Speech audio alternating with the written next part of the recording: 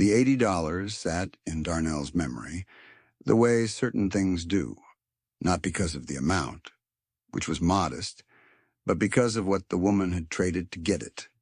He had been standing behind the pharmacy counter on a Tuesday morning in January when she walked in, and he knew something was different before she even reached the pickup window. She was somewhere in her early 30s, wearing a gray coat that had been good once, her hair cut close to her head in a way that was fresh and careful, but clearly recent. The kind of fresh that comes from a salon chair that morning rather than from a style she'd carried for months. She set a prescription slip on the counter and slid 4 $20 bills across the laminate, and she did it the way a person does when they have counted the money several times already, and they know it is exactly right. She did not reach into a wallet. She pulled the bills from a folded piece of paper in her coat pocket, and Darnell noticed, because noticing was part of his work, that her hand was steady. He filled the prescription. Amoxicillin, the pediatric suspension, cherry-flavored, enough for a 10-day course. He put it in the white bag with the patient information sheet inside. He called her name when it was ready. "Renee," he said. She stepped forward and took the bag and held it against her chest for a moment, the way someone holds something they have been worried about. She thanked him, and she left. Darnell did not know that morning that she had walked out of a salon 2 hours earlier with $80 cash and less hair than she had carried in. He did not know that her daughter Maya was 7 years old and running a fever that had been climbing for 3 days, or that the insurance lapse had come because the job that carried the policy had ended 6 weeks before Christmas, or that the $80 was the exact cost of the antibiotic, down to the last cent, as if the world had been taunting her with its precision. He did not know any of that yet. He would come to know all of it over time, because she kept coming back. That was the thing about Renee that Darnell could not stop turning over in his mind, even years later. She came back the next month, and the month after that, and every month for the better part of 3 years, not because she was a frequent flyer in the way of people who needed pharmacy care for themselves, not for pain medication or blood pressure pills or anything chronic of her own, but because Maya had asthma, the mild, persistent kind that required a maintenance inhaler to keep her out of the emergency room, and that inhaler cost $32 a month out of pocket, and Renee paid it in cash every single time, 2 weeks out of the month before it was due, always the same counted bills, always a quiet thank you when she took the bag. Darnell filled those prescriptions himself when he could.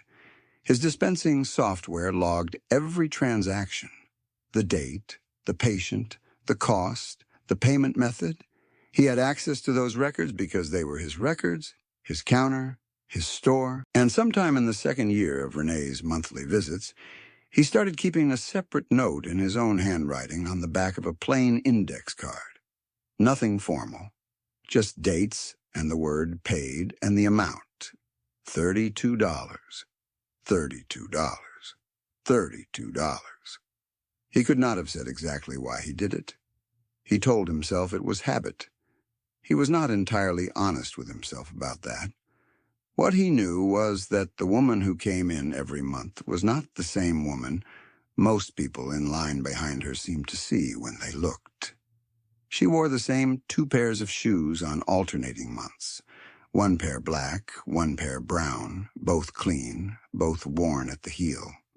Her coat changed once in the second winter to something slightly heavier, and he suspected from the fit that it had come from a thrift rack rather than a store. She sometimes had dark circles under her eyes that spoke to shifts that started before the sun came up, and she once mentioned, when he asked how she was doing in the way pharmacists learn to ask, that she worked housekeeping at the Merit Inn, the mid-size hotel on Caldwell Avenue, and that her Thursday to Monday schedule ran 6 in the morning to 2 in the afternoon, and that she sometimes picked up evening shifts when someone called out. He had done the math on that without meaning to. Double shifts at a hotel housekeeper's wage, a 7-year-old at home with a neighbor watching, and $32 set aside every month without fail. Kindness done quietly and faithfully without expecting a receipt is its own kind of testimony. He thought about that sometimes, watching her walk out the door. And he thought about the $80, the hair she had sold to get here in the first place. She had no idea he was still thinking about it. Claudette, who lived in the apartment directly across the hall from Renee on the 3rd floor of the Elmwood building on Pratt Street, had been watching over Maya since the girl was 4 years old. She was 61, recently retired from 22 years as a school cafeteria supervisor, and she had the kind of practical warmth that shows itself not in speeches, but in action. She did not ask Renee if she needed help. She showed up. On the mornings Renee had to leave before 6, Claudette's door was already open. She fed Maya oatmeal with brown sugar the way the child liked it, walked her to school at 7:45, and had her back inside and doing homework by 4 in the afternoon. She did this because Renee was her neighbor, and Maya was a child who needed it. And in Claudette's understanding of the world, those two facts were sufficient reason. Between the two of them, they had built something that did not have an official name, but functioned as a household. Renee paid the rent, which was $840 a month for the 2-bedroom, and she bought the groceries and kept the lights on, and the inhaler filled. Claudette kept Maya alive and loved and on schedule, and she accepted nothing for it except Renee's company. On Sunday evenings, when they sat in Claudette's kitchen and ate whatever Claudette had made and talked about nothing in particular until the week felt manageable again. Renee had been at the Merit Inn for 2 years and 8 months when Victor arrived. She had not known who he was when she first saw him. That was by design on his part, though it was really just his nature.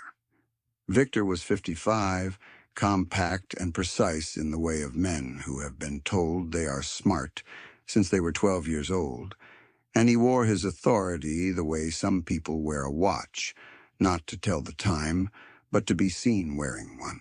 He owned 14 pharmacy locations across the metro region, a chain that had started as his father's single drugstore 40 years ago and grown through Victor's particular combination of business sense and impatience into something regional and profitable. He made quarterly visits to each location on a rotating schedule. Darnell had been managing the Pratt Street location for 4 years, and he respected his uncle's operational instincts even when he did not respect the way he expressed them. Victor came to the Pratt Street store on a Wednesday afternoon in the middle of February, in the 3rd year of Renee's monthly visits. He arrived with a yellow legal pad and the expression of a man conducting an audit, which was, in effect, what he was doing. He moved through the store with Darnell behind him, checking the front-end inventory, the signage, the refrigeration case at the back. He had opinions about all of it, and he delivered them without checking whether they were wanted. Renee was in line at the pharmacy counter when it happened. She had come in for Maya's inhaler, the same as every month. She was 3rd in the line. There was a small billing discrepancy on her account. Nothing serious, just a hold from a rejected insurance claim from 8 months ago that had never been cleared from the system because the insurance had lapsed and no one had gone back in to remove the hold. The hold did not affect her ability to pay cash, but the system flagged it, and the technician behind the counter, a young woman named Brianna who had been working there for only 6 weeks and did not yet know Renee on sight, asked her to step to the side while she sorted it out. Victor happened to be standing 3 feet away. He looked at the flag on the screen, looked at Renee, and said, with the certainty of a man who mistakes his own impatience for efficiency, "If there's an outstanding balance, She needs to clear it before she can use the counter. Brianna started to explain that it was a system error, that there was no actual outstanding balance, that the patient always paid in cash. Victor did not let her finish. "A flag is a flag," he said. "We have a policy." Renee looked at him. She had not spoken yet. She had her counted bills in her hand, $32 in 2 tens, a 5, 7 ones, and she held them steady in a way that Claudette, who had come in to buy antacids and was standing near the greeting card rack 2 aisles over, recognized immediately as the way Renee held herself when she was deciding how to respond to something that did not deserve a response. "I pay cash every month," Renee said, her voice even. "I have paid cash every month for 2.5 years. There is no balance." "The system says otherwise," Victor said. "Then the system is wrong." He looked at her the way people sometimes look at the working poor when they are inconvenient. Not with cruelty exactly, but with a flat dismissal that was worse than cruelty because it was so entirely absent of recognition, as if she were an error that needed to be cleared from his line. "Miss, I'm going to have to ask you to step aside until this is resolved." She stepped aside. She did not argue. She did not. She stood at the edge of the counter with her $32 in her hand and waited while Brianna pulled up the account history on the screen and confirmed, in 3 minutes, what Renee had said. The hold was a ghost. There was no balance. There had never been a balance. Renee paid cash, and always had. Brianna completed the transaction quietly, and Renee took her bag, said thank you, and walked out. Claudette watched all of it from the greeting card rack. She put her antacids back on the shelf without buying them, and walked out behind Renee, and she did not say anything until they were on the sidewalk, because there was nothing to say on the sidewalk either. She put her hand on Renee's arm, and Renee nodded, and they walked to the bus stop together, and neither of them spoke about it until Sunday evening, when Renee finally said, sitting in Claudette's kitchen over a bowl of rice and beans, that it was fine. She had her medicine. Maya was fine, and she was not going to spend any more time on it. That was Renee's particular discipline. She spent her energy on what was in front of her, not on what had been done to her. That same evening, Claudette had gone back to the pharmacy to pick up what she had not bought, and she had found Darnell restocking the front-end display near the door, and she told him what she had seen. She told him calmly and specifically, the way a woman with 22 years of managing a school cafeteria describes an incident, with dates and sequence and the exact words as best she could recall them. She did not editorialize much. She just told him what happened and let him sit with it. Darnell listened. He thanked her. He stood for a moment after she left with his hand resting on the top of the display unit, and he felt something settle in him in the way that things settle when a small suspicion becomes a confirmed fact. He went to find his uncle before Victor left the store. He knocked on the door of the back office where Victor was finishing his notes on the legal pad and told him, as plainly as he could, who Renee was. He said she had been coming to the counter every month for 2.5 years.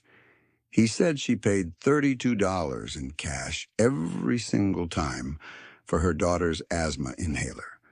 He said that before that, in the first visit he could remember, she had come in with $80 in cash to buy a pediatric antibiotic, and that he had believed for some time that she had sold her hair to get that money because of the way her hair looked that morning and the way she pulled the bills from a folded piece of paper rather than a wallet.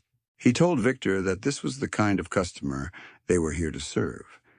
He said it clearly, without heat, because Darnell had learned a long time ago that heat closed ears.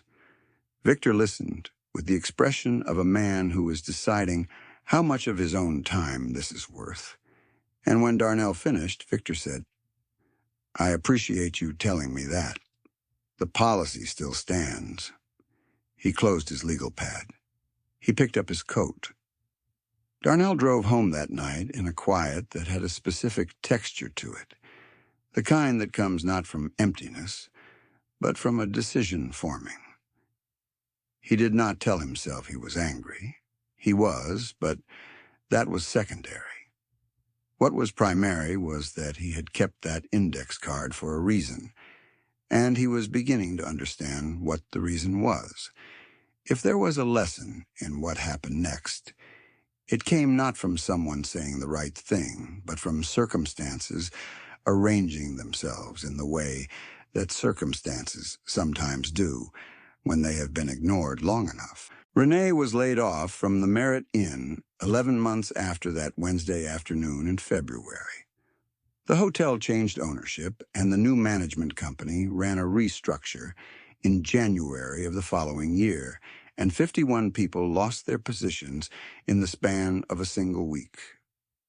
Renee was given 2 weeks of severance and a form letter and a handshake from a regional manager she had never met, and she went home and sat at the kitchen table, with her coat still on for 40 minutes before she got up and started making dinner.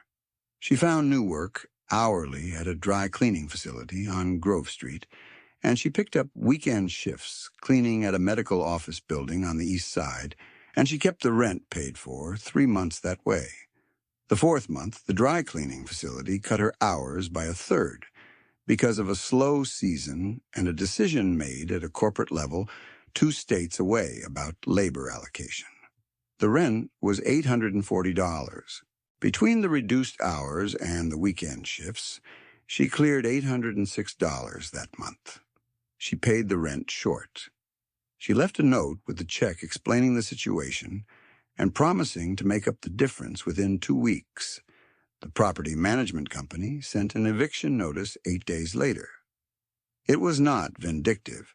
It was policy, in the same way that a flag on a pharmacy account is policy, and a man in a good coat telling a paying customer to step aside is policy, and a corporate restructure that empties 51 people out of their jobs is policy.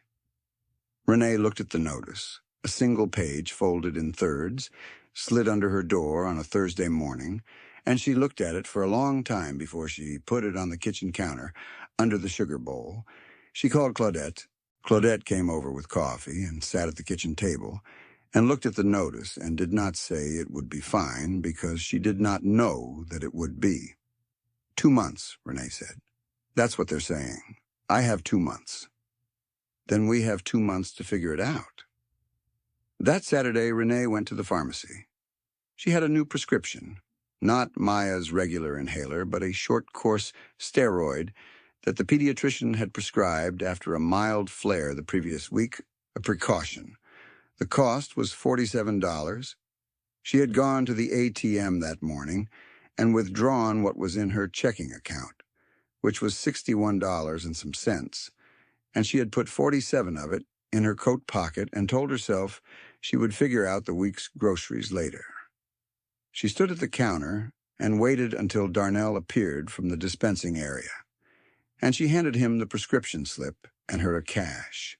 He looked at the slip. He looked at her. He had not seen her since the Wednesday in February, almost a year ago, when Victor had told her to step aside, and he saw in her face now something he had not seen in 2.5 years, of monthly visits, a kind of thinness around the eyes that was not from lack of sleep alone. He filled the prescription. When he came back to the window, he put the bag on the counter, and then he put the $47 back beside it. "Already covered," he said. Renee looked at the money. She looked at him. "Darnell?" "Already covered," he said again. "Maya needs it, that's enough." She stood at the counter for a moment with her hand on the bag and her $47 beside it, and she pressed her lips together, and she did not cry. Not there, but it was close, and Darnell pretended to be consulting something in the dispensing area to give her time to collect herself. She took the bag. She left the $47 on the counter. He did not try to give it back to her. When he closed up that evening, Darnell sat down at the computer in the back office with a cup of cold coffee, and he pulled up the dispensing records for Renee's account. Every transaction was there, time-stamped and itemized. $32, $32, $32 across 3 years, a total of 37 transactions. The original $80 antibiotic transaction was there too, from January of year 1, logged under Maya's patient record. Payment method: cash. He had the index card in his desk drawer. He did not need it to tell him what the record said. He needed it because it was his handwriting, and in some small way it made the record feel like testimony rather than just data. He wrote a letter to Victor that evening. He wrote it twice, the first draft in the voice he would have used when he was still trying to persuade, and the second draft in a voice that was quieter and more careful and more likely to be read all the way through. He attached a printed summary of Renee's 3-year payment history. He noted the dates, the amounts, the consistency. He noted that this was a customer who had never once used the pharmacy's hardship program, never asked for a discount, never missed a payment. He noted that she had been publicly asked to step aside over a system error in front of a full line of customers. He noted that this was the kind of customer and the kind of community member that the store's mission statement described on the framed plaque on the office wall. He did not mention that he had covered the cost of the prescription himself. He did not want the letter to be about him. He sent it by email with the printed summary attached as a scanned PDF. And then he sat back in his chair and drank the rest of the cold coffee and decided that he had done what he could. He did not hear back for 3 weeks. What happened in those 3 weeks at the chain's main office 2 miles across the city was not something Darnell knew about directly at first, but he pieced it together later. A city council member who was a longtime customer of the Pratt Street location had been in the store on a different day in that same difficult winter, and she had heard from another regular customer about the incident in February, and she had raised the matter in a forum on community pharmacy access that was covered by the local newspaper. The article was not about Victor by name. It described a local pharmacy chain where a long-time paying customer had been publicly challenged over a non-existent billing error, and it quoted 2 unnamed sources and noted that the chain served several neighborhoods with high percentages of uninsured residents. The article ran on a Thursday. By Monday, Victor had received 47 emails about it. He was sitting in his office reading the 47th email, which was from his attorney, when his assistant brought in the printed copy of Darnell's letter, which had been sitting in a processing queue for 3 weeks. His assistant, who was thorough and not intimidated by him, had highlighted 3 sections in yellow: the 3-year payment history, the $80 antibiotic from January of year 1, and the line where Darnell had written, in his second quieter draft, "This is the neighbor your store asked to step aside." Victor read the letter once quickly. He read it again slowly. He pulled up the dispensing records from the email attachment and looked at the column of $32 transactions running down the page like a spine, and he sat with that for a long time. He was not a man who apologized easily. He had not apologized to many people in his adult life, and the ones he had apologized to had usually needed to present a very strong case first. He was sitting in the room with a very strong case, assembled by his own nephew from his own store's own records, and the number that kept stopping his eye on the page was not $32, but $80, all the way at the top of the list, dated January of year 1, labeled pediatric antibiotic. Payment method: cash. He thought about what a woman trading her hair for a prescription looked like. He thought about it more specifically than he would have expected himself to. He called Darnell that afternoon. The conversation was short at first, and then longer than Victor had planned. Darnell answered his questions plainly, and did not treat it as a moment of triumph, which Victor had half expected, and would have found easier to dismiss. Instead, Darnell described Renee in the same careful terms he had used in the letter, factual and direct, and at the end he mentioned, in passing, that the community outreach role at the Pratt Street location had been unfilled for 8 months, the one their father had created when he first opened the store to connect with the neighborhood residents who were underinsured or uninsured or simply didn't know what the pharmacy could offer them. Victor had cut the position's budget 3 years ago because it had not generated measurable revenue. There was a silence on the phone. "Who do you think would be right for that role?" Victor said, and it was not quite a question. Darnell said a name. Victor said he would need to meet her first. The meeting happened 10 days later in a small conference room at the chain's main office.